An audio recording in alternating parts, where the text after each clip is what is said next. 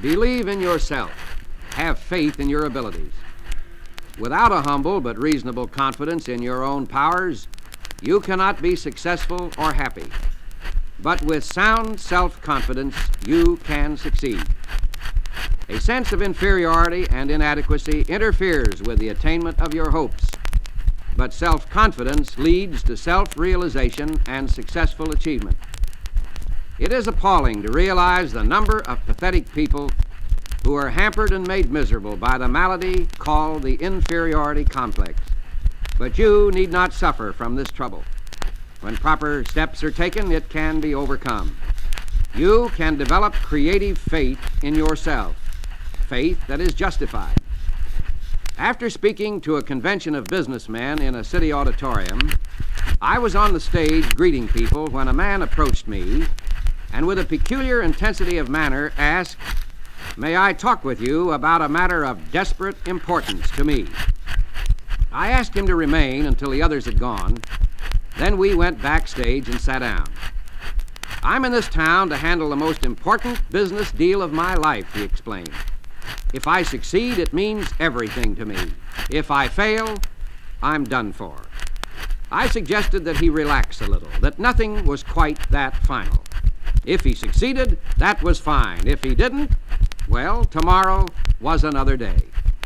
"I have a terrible disbelief in myself," he said dejectedly.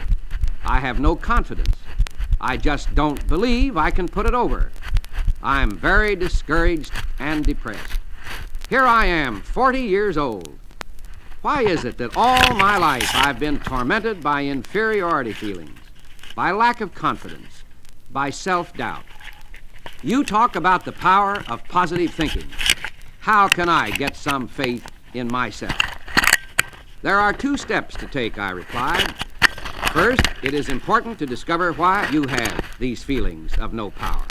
That requires analysis and will take time. We must approach the maladies of our emotional life as a physician probes to find something wrong physically. This cannot be done immediately, certainly not in our brief interview tonight, and it may require treatment to reach a permanent solution. But to pull you through this immediate crisis, I can give you a formula which will work if you will use it. As you walk down the street tonight, I suggest that you repeat certain words which I shall give you. Say them over several times after you get into bed. When you awaken tomorrow, repeat them 3 times before arising.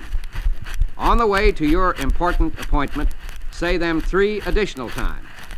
Do this with an attitude of faith, and you will receive sufficient strength to deal with this problem. Following is the affirmation which I gave him. "I can do all things through Christ which strengtheneth me." I watched him square his shoulders and walk out into the night. He seemed a pathetic figure, and yet the way he carried himself as he disappeared showed that creative faith was already at work in his mind. Subsequently, he reported that this simple formula did wonders for him, and he added, "It seems incredible that a few words from the Bible, a positive point of view, could do so much for a person." There are various causes of inferiority feelings, and not a few stem from childhood. For example, an executive consulted me about a young man whom he wished to advance in his company. But he explained he cannot be trusted with important secret information, and I'm sorry, for otherwise I would make him my administrative assistant. He has all the other necessary qualifications, but he talks too much, and without meaning to do so, divulges matters of a private and important nature. Upon analysis, I found that this young man talked too much simply because of an inferiority feeling. To compensate for that, he succumbed to the temptation of parading his knowledge.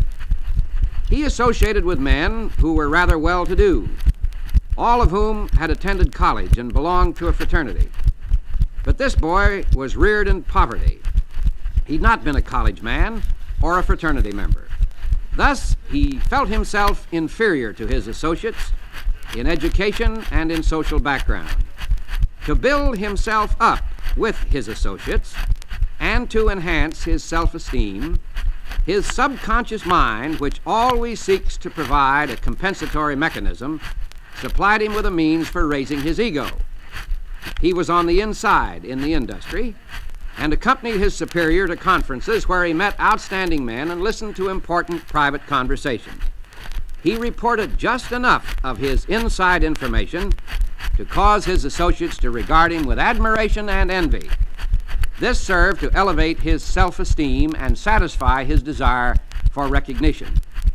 When his employer became aware of the cause of this personality trait, being a kindly and understanding man, he pointed out to the young man how his inferiority feelings caused his unreliability in confidential matters. This self-knowledge, together with a sincere practicing of the techniques of faith, made him a valuable asset to his company. His real powers were released. The great secret for eliminating the inferiority complex is to fill your mind to overflowing with faith. Develop a tremendous faith in God, and that will give you a humble yet soundly realistic faith in yourself. A wise old man told me once, the best way to get over an inferiority complex is simply to pray big prayers and so to have big faith. Doubtless he was right, for the scriptures say, according to your faith be it unto you. Big faith in God will give you real faith in yourself.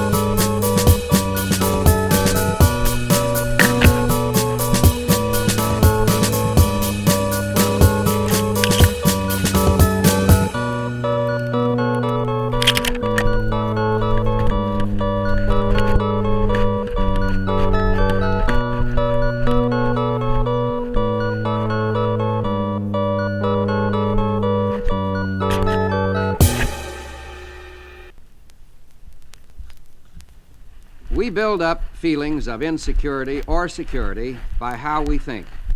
If in our thoughts we constantly fix attention upon sinister expectations of dire events that might happen, the result will be constantly to feel insecure. And what is even more serious is the tendency to create, by the power of thought, the very condition we fear.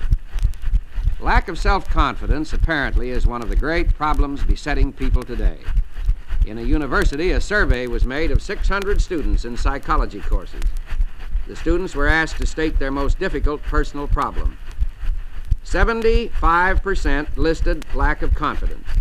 It can safely be assumed that the same large proportion is true of the population generally. Everywhere you encounter people who are inwardly afraid, who shrink from life, who suffer from a deep sense of insecurity. Deep within themselves, they mistrust their ability to meet responsibilities or to grasp opportunities. Always they are beset by the vague fear that something is not going to be quite right. They do not believe that they have it in them to be what they want to be. And so they try to make themselves content with something less than that of which they are capable. Thousands upon thousands go crawling through life on their hands and knees, defeated and afraid. And in most cases, such frustration of power is unnecessary. For example, a man 52 years of age consulted me. He was in great despondency. He revealed utter despair. He told me he was all through. He said that everything he'd built up over his lifetime had been swept away. Everything? I asked. Everything, he repeated. He was through, he reiterated. I have nothing left at all. Everything is gone. There is no hope. And I'm too old to start all over again. I've lost all faith. Naturally, I felt sympathetic toward him, but it was evident that his chief trouble was the fact that dark shadows of hopelessness had entered his mind and discolored his outlook, distorting it. Behind this twisted thinking, his true powers had retreated, leaving him without force. So I said, suppose we take a piece of paper and write down the values you have left. There's no use, he sighed. I haven't a single thing left. I thought I told you that. Well, I said, let's just see anyway. Then I asked him, is your wife still with you? Why, yes, of course, and she is wonderful. We've been married for 30 years. She would never leave me no matter how bad things are. All right, let's put that down. Your wife is still with you, and she will never leave you no matter what happens. Have you any children? Yes, he replied, I have 3, and they are certainly wonderful. I've been touched by the way they've come to me and said, Dad, we love you and we'll stand by you. Well, then I said, that's number 2. 3 children who love you and who will stand by you. Got any friends, I asked. Yes, he said, I really have some fine friends, and I must admit they've been pretty nice. They've come around and they've said they would like to help me, but they can't do anything. Well, that's number 3. You have some friends who would like to help you and who hold you in esteem. How about your integrity? Have you done anything wrong? My integrity's all right, he replied. I've always tried to do the right thing, and my conscience is clear. All right, I said, we will put that down as number 4, integrity. How about your health? My health is all right, he answered. I guess I'm in pretty good shape physically. So let's put that down as number 5, good physical health. How about the United States? Do you think it's still a land of opportunity? Oh, yes, he says, there's real opportunity here for everyone. Well, then that's number 6.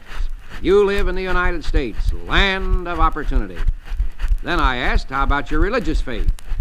Do you believe God will help you? Yes, he said, I do not think I could have gotten through this at all without help from God. I shoved the paper across the table at him.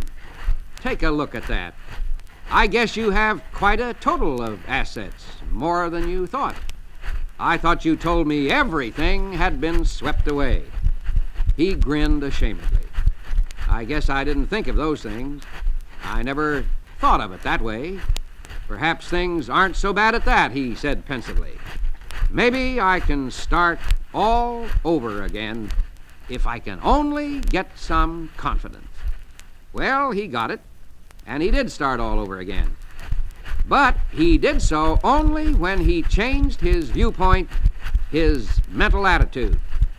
Faith swept away his doubts, and more than enough power to overcome all his difficulties emerged from within him.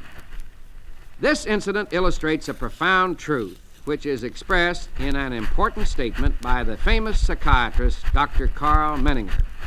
He said, "Attitudes are more important than facts.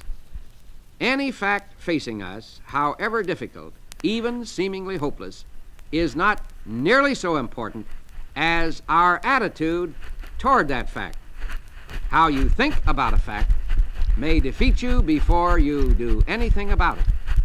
On the other hand, a confident and optimistic thought pattern can modify or overcome the fact altogether. It's how you look at it that makes all of the difference in the world." One of the most powerful concepts in confident living is the thought that God is actually with you, helping you, and releasing your powers. Think about that always when you think about your difficulty. And the new way that you think about your difficulties will give you a happy and successful outcome.